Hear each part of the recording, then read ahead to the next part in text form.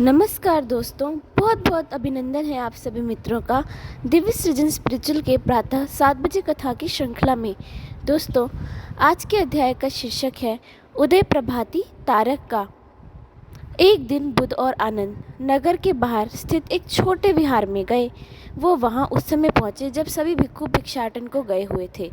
जब वह विहार में चहलकदमी कर रहे थे तो उन्हें एक कुटिया में से कष्टपूर्ण स्वर सुनाई दिया। बुद्ध एक कुटिया में घुसे तो देखा एक दुर्बल भिक्षु एक कोने में सिकुड़ पड़ा है। पूरी कुटिया गंदी हवा से भरी हुई थी। बुद्ध उसके पास गए और पूछा, बंधु, तुम क्या रोगित हो? गुरुवर, मुझे विसूचिका हो गया है, यानी हैजा हो गया है, भिक्षु ने उत्तर दिया। क्या कोई आपकी देखभाल नहीं करता? गुरुवर, अन्य भिक्षु भिक्षाटन के लिए गए हैं, यहाँ मेरे अलावा और कोई नहीं है। जब मैं पहली बार बीमार पड़ा तो कई बंधु मेरी देखभाल करते थे, लेकिन जब मैंने देखा कि मैं किसी के काम का नहीं हूँ तो मैंने उनसे कह दिया कि अब मेरी अधिक देखरेख करने की आवश्यकता नहीं है। बुद्ध ने आनंद से पानी लाने को कहा। आनंद एक बाल्टी पानी लाए तो बुद्ध ने भिक्षु को स्नान कराया, उसके वस्त्र बदले और शौच से गंदे वस्त्र धोए। उन्होंने कुटिया का फर्श भी खुरच खुरच कर साफ किया। जब वे उसका धुला चीवर सुखाने डाल रहे थे तो बाकी भिक्षु भिक्षाटन से लौट आए। माँ ने आनंद ने उनसे पानी गर्म करने को कहा जिससे दवा तैयार की जा सके। सभी भिक्षुओं ने बुद्ध और आनंद को भोजन करने के लिए आमंत्रित किया। भोजन करने के बाद उन्होंने भिक्षुओं से कहा, उस कुटिया का भिक्षु किस रोग से ग्रस्त था? बोधिसत्व, उसे विसूचिका हो गया था, यानी हैजा हो गया था। क्या कोई उसकी देखरेख कर रहा था? गुरुवर, पहले तो हम देखरेख कर रहे थे, किंतु बाद में उन्होंने स्वयं ही मना कर दिया। भिक्षु, जब हम सधर्म मार्ग के पथिक बनने के लिए गृह त्याग कर देते हैं तो हमारा परिवार और माता पिता पीछे छूट जाते हैं। जब भिक्षु रुग्ण हो यानी रोगी हो तो हम भी यदि एक दूसरे को देखरेख नहीं करेंगे तो कौन करेगा? हमें एक दूसरे का ख्याल अवश्य करना चाहिए। फिर वह रुग्ण व्यक्ति कोई गुरु हो, शिष्य हो या मित्र हो, हमें तब तक उसकी देखरेख करनी चाहिए जब तक वह स्वस्थ ना हो जाए। भिक्षुओं, यदि मैं बीमार पड़ जाऊं तो क्या आप मेरी आवश्यकताओं का ख्याल नहीं रखेंगे? निश्चय ही बुद्धदेव, निश्चय ही हम आपकी आवश्यकताओं का ख्याल रखेंगे। तब आपको रुग्ण होने वाले प्रत्येक भिक्षु की देखभाल अवश्य करनी चाहिए। किसी भी भिक्षु को देखभाल करना स्वयं मेरी देखभाल करने के समान है। भिक्षुओं ने करबद्ध को बुद्धदेव को नमन किया। आगामी ग्रीष्म ऋतु में बुद्ध श्रावस्ती के पास पूर्वोधान में रुके। उन्हीं दिनों भिक्षुनी महाप्रजापति श्रावस्ती में भिक्षुनियों को शिक्षा प्रदान कर रही थी। एक शिक्षण कार्य में बिंबिसार की पहली पत्नी भिक्षुनी खेमा भी सहायता करती थी। वो 20 साल पहले बुद्ध की शिष्या बन चुकी थी, लेकिन शुरू में उसका अहंकार प्रबल रहा। लेकिन बुद्ध की शिक्षाओं के बाद उसमें नम्रता आई। 4 वर्ष तक उपासिका के रूप में साधना करने के बाद उसने नियमित प्रवज्ञा ली थी। वह परिश्रम पूर्वक साधना अभ्यास करती और अब वह भिक्षुनियों की प्रमुख नेता बन गई थी। महिषी विशाखा वह प्राय आ जाया करती थी। एक दिन वह सुदत्त अनाथ पंडित को भी अपने साथ लाई और भिक्षुनी खेमा, धर्माधीना, उत्पलवर्णा और पात्रचारा से भी परिचय कराया, जो भिक्षुनी बनने से पहले ही उनकी सहेलियां थीं। इनमें से प्रत्येक का जीवन एक करुण गाथा थी। एक दिन सुदत्त अपने साथ अपने मित्र विशाखा को भिक्षुनी विद्यालय ले गया, जहाँ धर्माधीन विख्यात अध्यापिका थी और विशाख की रिश्तेदार भी थी। विशाख और सुदत्त ने उस दिन धर्माधीना का धर्म प्रवचन सुना। उसने पंचस्कंदों और अष्टांगिक मार्ग पर दिया था। इन गूढ़ सत्यों की इतनी गहन समझ धर्माधीना को है, इसे समझ विशाख आश्चर्यचकित रह गया। जब वह जेतवन गया तो उन्होंने बुद्ध को धर्माधीना के प्रवचन के विषय में बताया। इसे सुनकर बुद्ध ने कहा, यदि इन विषयों पर आप मुझसे भी प्रश्न करते तो मेरा उत्तर भी वही होता जो भिक्षुनी धर्माधीना का है। उसने वास्तव में अरहत पद और मुक्ति पद की शिक्षाओं को भली प्रकार समझ लिया है।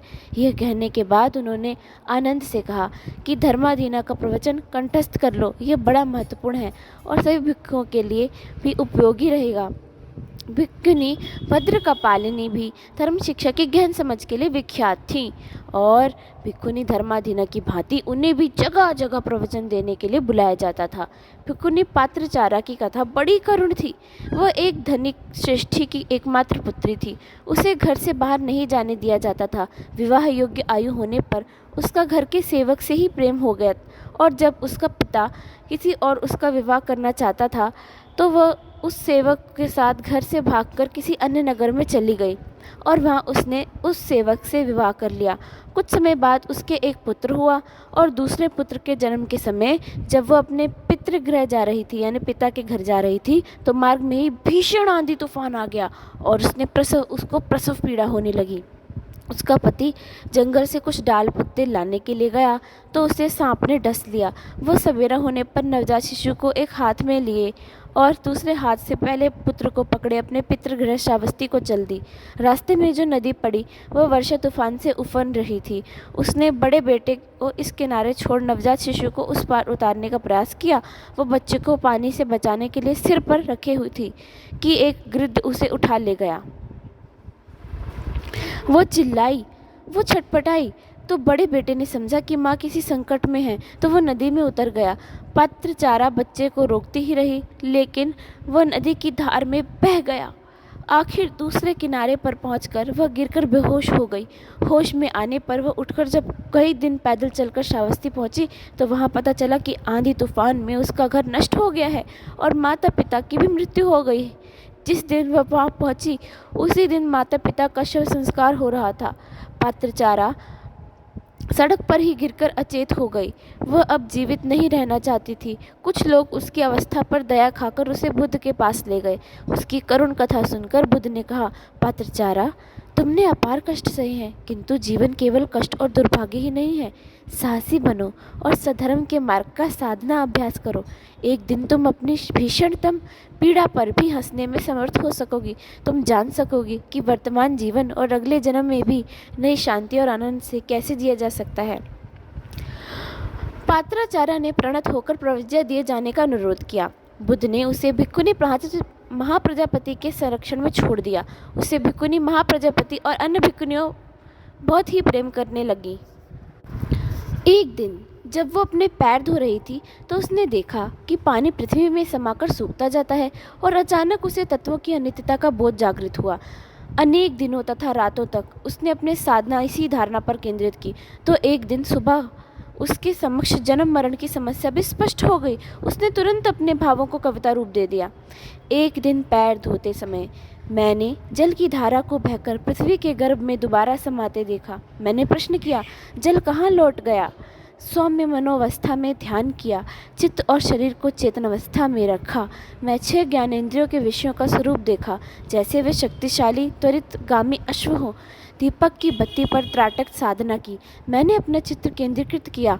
समय न जाने कब कितना बीत गया। दीपक तब भी जलता रहा। मैंने सुई उठाई, दीप बाती को नीचे सरका दिया। प्रकाश तुरंत समाप्त हो गया। तब कुछ अंधकार में डूब गया। एक ज्योति बुझ गई थी किंतु अकस्मात मेरा आत्मतेज जागा। मेरा चित्त समस्त बंधनों से मुक्त था और उदित हो गया था प्रभाती तारा। जब पात्रचारा ने अपनी वो कविता अपनी नेता भिक्खुनी महाप्रजापति को सुनाई तो उन्होंने उसकी भूरी भूरी प्रशंसा की। उत्पल वर्णा एक अन्य भिक्खुनी थी जो बहुत से दुख सहकर मान्य मोदगलयायन की कृपा से धर्म की शरण में आई थी। मुंडित मस्तक होने पर भी वह असामान्य रूप से सुंदर थी। एक दिन मान्य मोदगलयायन और वह नगर के एक उद्यान में टहल रहे थे, यानी एक बगीचे में टहल रहे थे। वो पुरुष वर्ग में कमल के समान सुंदर समझी जाती थी, लेकिन मान्य मोदगलयायन ने उसकी आंखों में तैरते दुख को समझकर पूछा, आप वास्तव में सुंदर हो और बहुत ही उत्कृष्ट वस्त्र धारण किए हो, किंतु मैं देख रहा हूँ कि आपका दिल दुखों से और भ्रमों से परिपूर्ण है।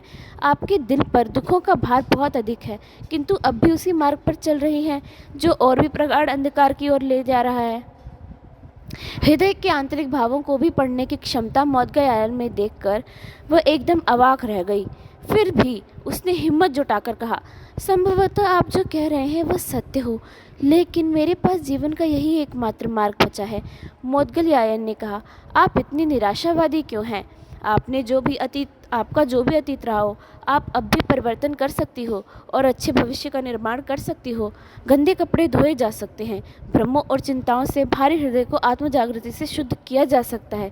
बुद्ध की शिक्षा है कि प्रत्येक व्यक्ति में जागृत होने और शांति और आनंद प्राप्त करने की सामर्थ्य है।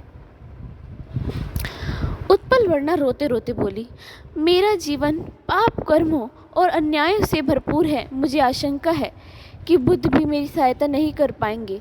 मोदगलयायन के अनुरोध पर उत्पलवर्णा ने अपनी जीवन गाथा बताई कि 16 वर्षों की आयु में विवाह होने के बाद उसके ससुर मर गए और उसकी सास अपने पुत्र से ही शरीर संपर्क रखने लगी। उत्पलवर्णा ने एक पुत्री को जन्म दिया, लेकिन अपनी सास और पति के संबंधों से तंग आकर पुत्री को छोड़कर घर से भाग गई। कुछ सालों बाद उसने एक व्यापारी से विवाह कर लिया। उसे पता चला कि उसका पति भी एक रखैल को रखे हुए है। गुप्त रूप से खोजबीन करने पर ज्ञात हुआ कि वह रखैल और कोई नहीं, उसकी वह अपनी बेटी थी जिसे वह वर्षों से पहले छोड़कर भाग आई थी। उसका कष्ट और कटुता इतनी तीव्र थी कि वह समस्त संसार से ही घृणा करने लगी थी। न वह किसी को प्रेम करती थी और न किसी का भरोसा। वह नर्तकी बन गई थी और धन रत्न और भौतिक सुख प्राप्त करने में जुट गई। उसने स्वीकार किया कि जब मोदगलयायन के पास से गुजर रही थी तो वह मोदगलयायन को ही पटाने की फिक्र में थी। उत्पलवर्णा ने अपना मुंह ढक लिया और सुबकने लगी। मोदगलयायन ने उसे रोने दिया जिससे उसका मन हल्का हो सके। इसके बाद उन्होंने उसे सद्धर्म का मार्ग बताया और बुद्ध से मिलाने ले गए। बुद्ध ने उससे सांत्वना भरे शब्दों के बाद पूछा कि क्या वह भुक्कनी महाप्रजापति के नेतृत्व में सद्धर्म का अध्ययन करना चाहेगी। उसको प्रवज्ञा दी गई और 4 वर्षों के ही परिश्रमपूर्ण साधना अभ्यास के बाद हर कोई उसको साधिका के अपूर्व उदाहरण बताने लगे थे।